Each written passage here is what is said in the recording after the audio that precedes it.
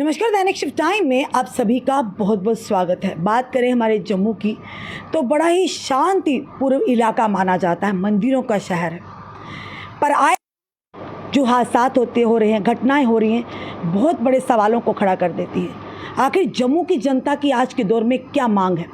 शांति, रोज़गार और अमन सुकून की ज़िंदगी। और जिस तरह के हालात लगातार हो रहे हैं, कोई तो कम से कम जनता का सोचे कि आखिर जम्मू कश्मीर की जनता चाहती क्या। हमारे पीछे आप बैनर देख रहे हैं, किसी ऑर्गेनाइजेशन का या किसी पार्टी का नहीं है, ये पीपल्स वॉइस है, यानी आम जनता की आवाज़, उनके दिल की बात। इस समय हमारे साथ इशफाकुर रहमान है, जिन्होंने आज आम जनता की आवाज़ लेकर हमारे प्लेटफॉर्म के माध्यम से आए हैं। चलिए इनसे जानते हैं क्या कहना चाहते हैं, क्या है जनता की आवाज़, इन्हीं से जानते हैं। सर, सबसे पहले आपका बहुत बहुत स्वागत है। धन्यवाद शिफ्ट टाइम्स। मैं शिफ्ट टाइम्स को ये बताना चाहता हूँ कि जो आज मैं यहाँ आपके साथ इस वक्त वार्तालाप कर रहा हूँ, ये वार्तालाप करने से पहले मैंने यूनाइटेड स्टेट के प्रेसिडेंट को इसके लिए आकर्षित किया हुआ है कि मैं आज जम्मू के संवाददाताओं के साथ बातचीत करना चाहता हूँ।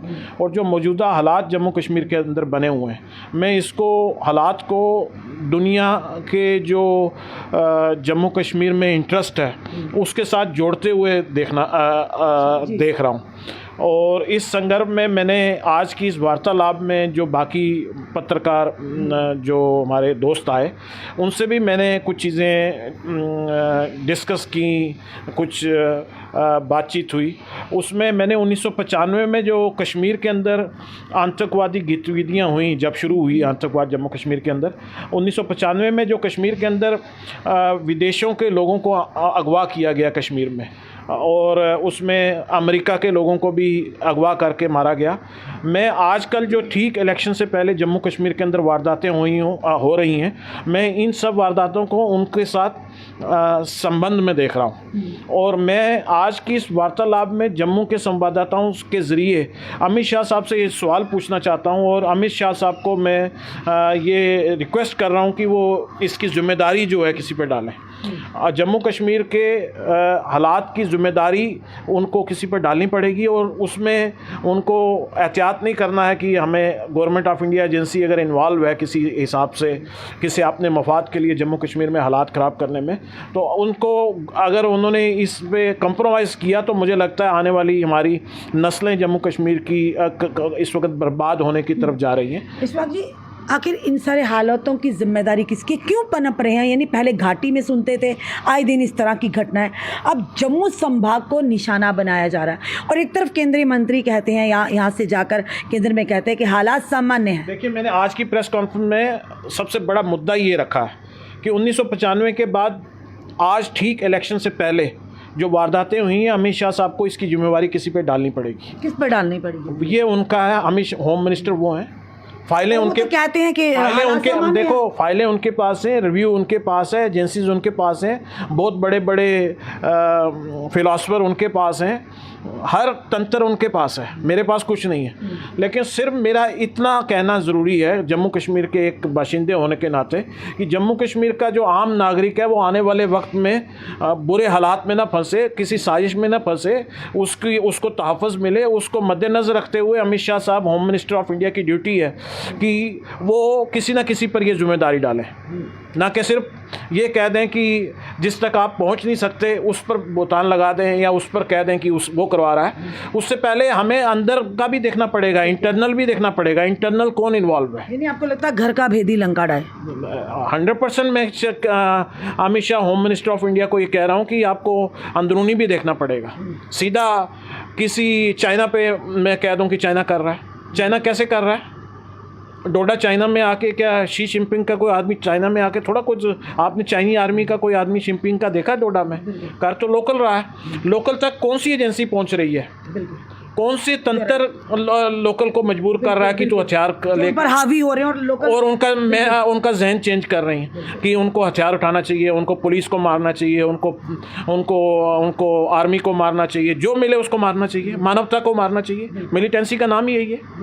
तो इसकी जिम्मेदारी इंसानियत का इसका जिम्मेदारी फिक्स करना Amit Shah home minister of India का दायित्व है। क्या लगता है आपको? मॉरल ग्राउंड है। जी क्या होता है इशफाक जी, बात करें अगर लोकसभा के इलेक्शंस की बात करें तो तब इस तरह की घटनाएं देखने को मिली। एक मिनट सुनिए, अभी जो ही ये कहा गया कि अब असेंबली के इलेक्शन जम्मू कश्मीर होंगे तो लगातार एक के बाद एक, देखो इसको मैं सीधा जोड़ रहा हूँ। मैंने आज जम्मू के प्रेस मित्रों से पहले बात करने से पहले यूएस प्रेसिडेंट को आकर्षित करने का मकसद ही ये है कि मैं जम्मू कश्मीर को सिर्फ हिंदुस्तान का ही मसला मान के इसको आगे नहीं बढ़ाना चाहता। मैं इसको देश का विदेशों का भी इसमें इंटरेस्ट खोज रहा हूँ जम्मू कश्मीर में, क्योंकि हमारे पास टूरिज़्म है। जम्मू कश्मीर में टूरिज़्म में जब तक विदेशियों का जो योगदान नहीं होगा, जम्मू कश्मीर में तरक्की नहीं बढ़ सकती, तरक्की नहीं हो सकती। मान लो हम मानते हैं इंडिया में बहुत पैसा है, इंडिया के लोग कश्मीर में आके टूरिज़्म को बढ़ावा कर सकते हैं, लेकिन विदेशों के मुकाबले में इंडिया की इकनॉमी भी बहुत कमज़ोर है। डॉलर के मुकाबले में रुपया बहुत कमज़ोर है। मैं ये चाहता हूँ कि जम्मू कश्मीर में डॉलर्स का निवेश हो। तो डॉलर्स का निवेश तब होगा जब जम्मू कश्मीर में अमन और सुकून होगा। इसलिए मैंने आज की प्रेस कॉन्फ्रेंस करने से पहले अमेरिका के प्रेसिडेंट को आकर्षित किया, और मैं इस प्रेस बार अमेरिका के प्रेसिडेंट की बात कर रहे हैं, उनको आकर्षित करने का क्या सिर्फ वही है? नहीं, अमेरिका क्यों? देखिए अमेरिका एक प्रेसिडेंट को ही क्यों? अमेरिका एक सुपर पावर है, और मैंने देश के प्रधानमंत्री को क्यों नहीं? देखो प्रधानमंत्री को मेरी बस हो गई है। मैं 2014 में तो देश के प्रधानमंत्री तो नरेंद्र मोदी जी है ना।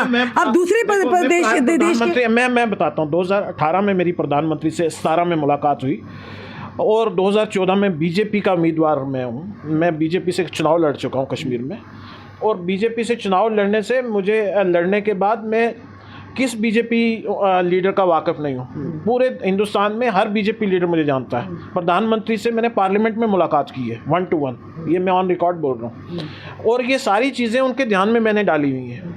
लेकिन जब कोई उसका हल ना निकाल रहे हो तो मुझे कहाँ जाना चाहिए? मुझे इस दुनिया में तो रहना है ना। आतंकवादी 2017 के बाद एक ही बार आपने मुलाकात की तो आपको लग गया? देखो उसके बाद मैं लगातार उन पर चीज़ कितना कुछ पाने के लिए कुछ मेहनत करनी पड़ती है। लगातार कॉरेस्पॉन्डेंस में हूँ। अमित शाह साहब से मैंने बहुत बार वक्त मांगा ये चीज़ें हाईलाइट करने के लिए, जो आज जम्मू कश्मीर वक्त नहीं मिला आपको।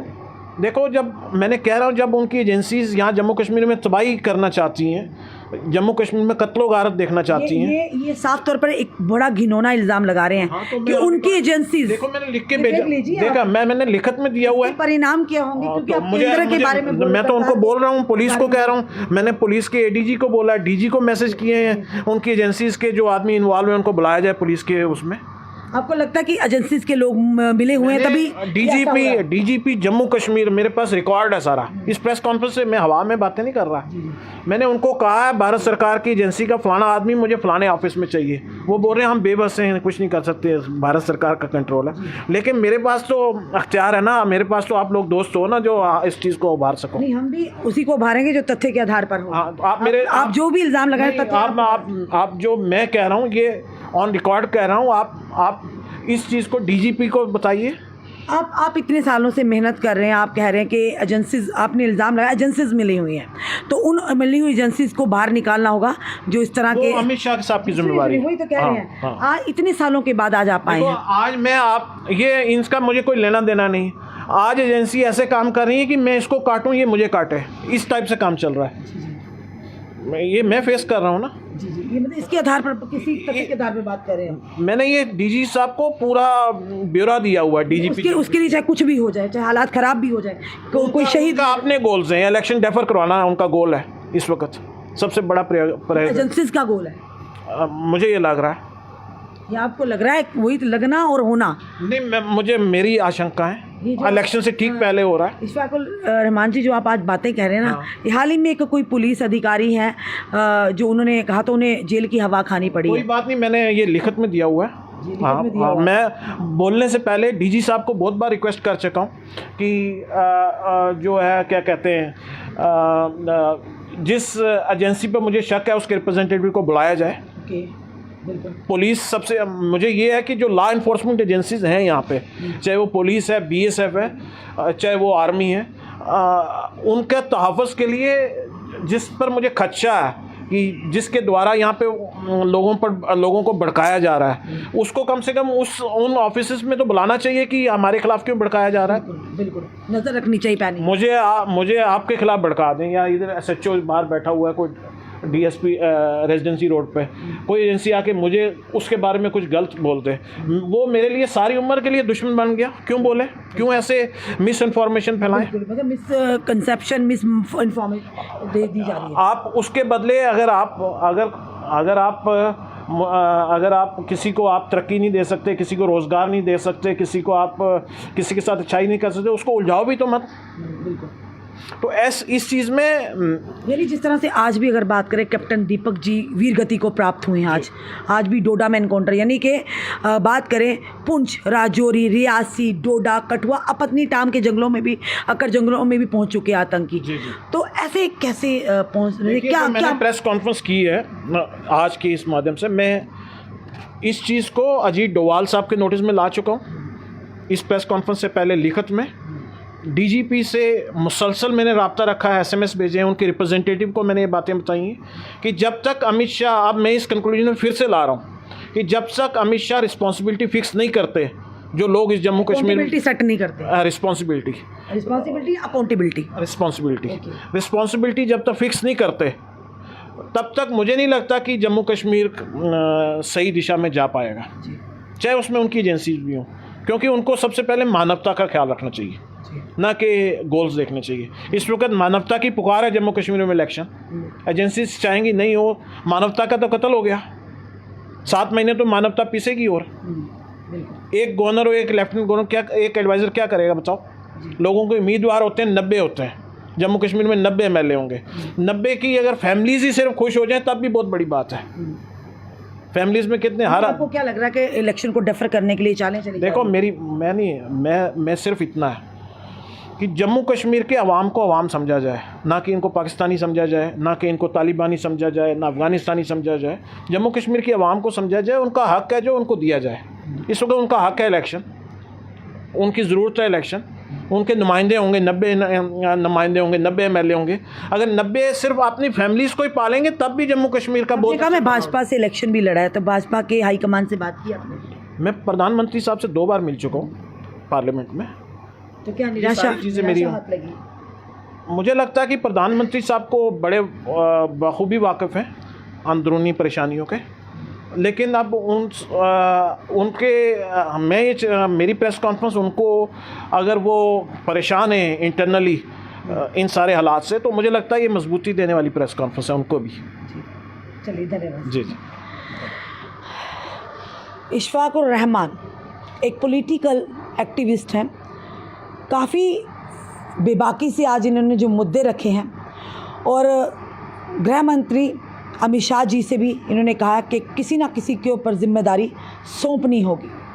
आखिर कौन है वो लोग जो अंदर के घर के, यानी घर का भेदी लंका डाए? उन्होंने साफ तौर पर बड़े सारे ऐसे सवाल कर दिए, ये हमारे नहीं, इशफाकुर रहमान जी के सवाल है। इन्होंने कहा पीपल वॉइस ऑफ पीपल्स, यानी आम जनता की मांग को लेकर, आम जनता के मुद्दों को लेकर आज हमारे रूबरू हुए हैं। देश के प्रधानमंत्री जी से भी मुलाकात की है। आज अमित शाह जी को उन्होंने साफ तौर पर कहा है कि ऐसे लोग जो कि मानवता का कत्ल करने के फिराग में हैं, उकसा रहे हैं लोगों को अपने मफाद के लिए, चाहे किसी का हिसाब का मफाद हो। और ये बात करने के लिए बड़ा दम चाहिए। और उन्होंने कहा मेरे पास पूरे तथ्य हैं। DG से मुसलसल उन्होंने ये चीज़, और साफ तौर पर कुछ ना कुछ तो इनके पास है, जो इतने गंभीर आरोप लगा रहे हैं, इतने गंभीर सवाल कर रहे हैं, जो आज के दौर में जनता की मांग है। और साफ तौर पर एक सवाल और किया है कि कुछ ऐसी एजेंसीज जो कि इलेक्शन को डेफर कराना चाह रही हैं, एक दूसरे की लेग पुलिंग के चक्कर में मानवता का कत्ल हो रहा है। इनके सवालों में कितनी सच्चाई है, कितनी नहीं, ये आने वाला समय बताएगा। फ़िलहाल इस वीडियो को देखकर आपका क्या कहना है कि इशफाकुर रहमान जी ने जो वो बातें बोली हैं, इनमें कितना सच है? जम्मू कश्मीर की जनता क्या इससे मुत्तफिक है? ज़रूर अपनी राय कमेंट बॉक्स में रखिएगा और इस वीडियो को ज़्यादा शेयर कीजिएगा। जुड़े रहिए ऐसे हमारे साथ अगले अपडेट के लिए। जय हिंद, जय भारत।